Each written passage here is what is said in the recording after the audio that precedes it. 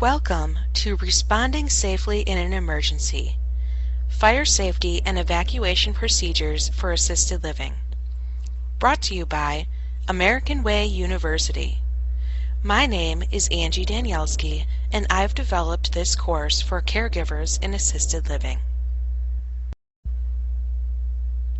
Here is an overview of what the sixth segment of the Fire Safety course will cover. First, we will review special evacuation considerations, evacuation procedures, and what to do when responding in an emergency. In emergency planning, there are 3 special evacuation considerations that caregivers need to understand in the event an emergency occurs. The first is point of rescue. A point of rescue is when a resident remains in his or her room and waits for evacuation by emergency services personnel. A resident may be considered point of rescue if he or she requires over 4 minutes to evacuate. Only residents that are in their room during the time of the emergency may be left in their room. A point of rescue must be marked on the evacuation map that is shared with the fire department. An area of refuge is a specially constructed room that is made out of concrete or other non-combustible or fire-resistive material where residents are transported to await rescue by emergency services personnel. An area of refuge is often used in a building that is more than 1 story. Residents who are unable to negotiate stairs are often taken to an area of refuge as caregivers most likely do not have time to assist their residents down the stairs in an emergency evacuation. As a reminder, elevators may not be used during a fire. Areas of refuge are often marked with a special sign inside and must be marked on the evacuation map that is given to the fire department. Lastly, horizontal evacuation occurs when residents are moved to the other side of a fire wall or barrier, either within the same building or are moved to another building at the same level. Horizontal evacuation usually is only found in larger assisted living buildings. Residents do not have to evacuate to the outside of the building in horizontal evacuation unless the fire continues to burn for longer than the firewall barrier rating in hours. Specific evacuation procedures will vary depending on the policy of each assisted living home. However, there are some basic guidelines that are often followed by most houses. The number 1 priority in an evacuation is caregiver safety. Caregivers are the people responsible for resident evacuation and should never put themselves in danger in trying to evacuate others. If a caregiver ever feels unsafe in an emergency situation, he or she should leave the building immediately.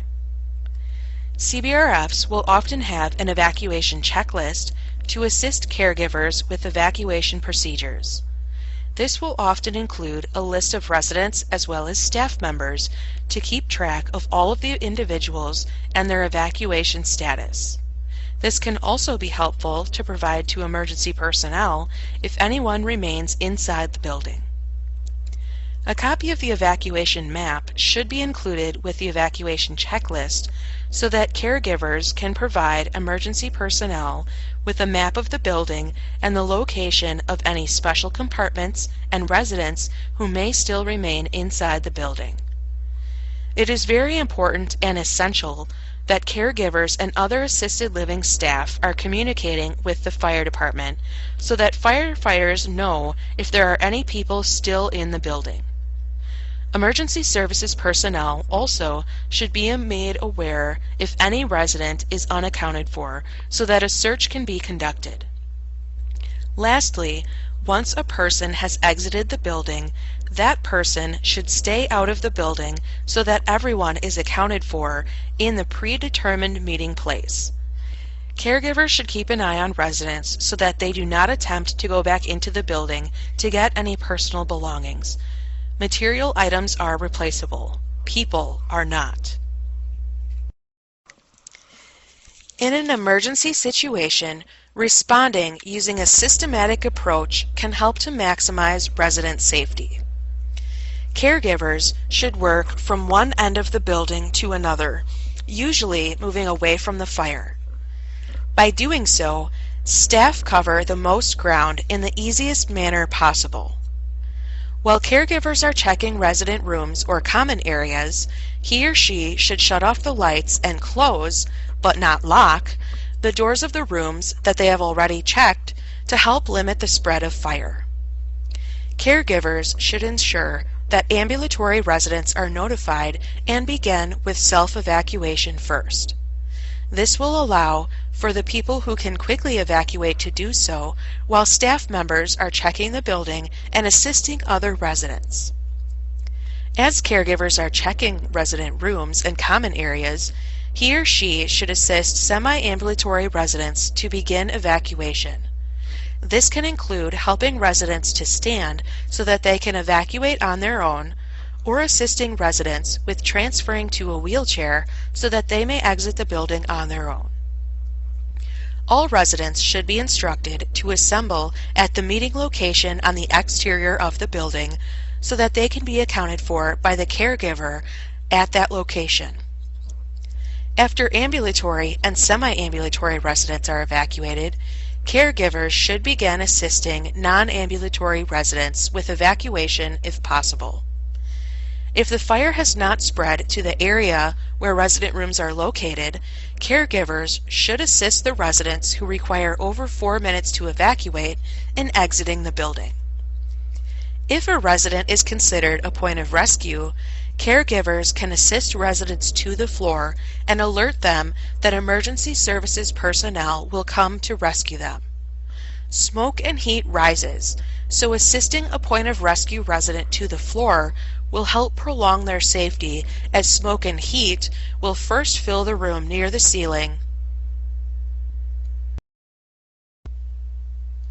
A simplified acronym to remember in emergency evacuation procedures and what to do in an emergency is the word RACE with 2 E's.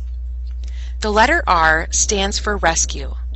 Caregivers should rescue residents in immediate danger or those who are in the same room as the fire. The next letter, the letter A, stands for activate the alarm. In this step, caregivers should activate the fire alarm by pulling the handle of the pull station if the alarm is not already sounding. Caregivers should also call 911 to alert emergency responders of the emergency situation. The C in RACE stands for contain the fire. Caregivers should close doors to help contain the fire. Turning off the lights can also be helpful to reduce the risk of the fire becoming energized with electricity.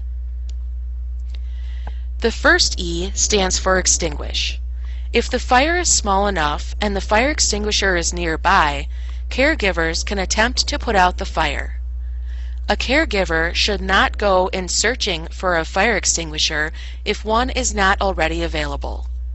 Remember, the fire extinguisher will only last for 10 to 15 seconds, so if the fire is larger than a small trash can, the extinguisher will likely not be effective. The second E stands for evacuate. This step refers to the systematic evacuation of residents as discussed in the previous slide. By remembering these simple steps, a caregiver can respond effectively in an emergency and help keep residents safe. This concludes the final segment of the American Way University training of Responding Safely in an Emergency, Fire Safety and Evacuation Procedures for Assisted Living. Thank you for your participation. For further training opportunities, please visit our website or feel free to call our office. I hope that you have found the information presented very informative and valuable.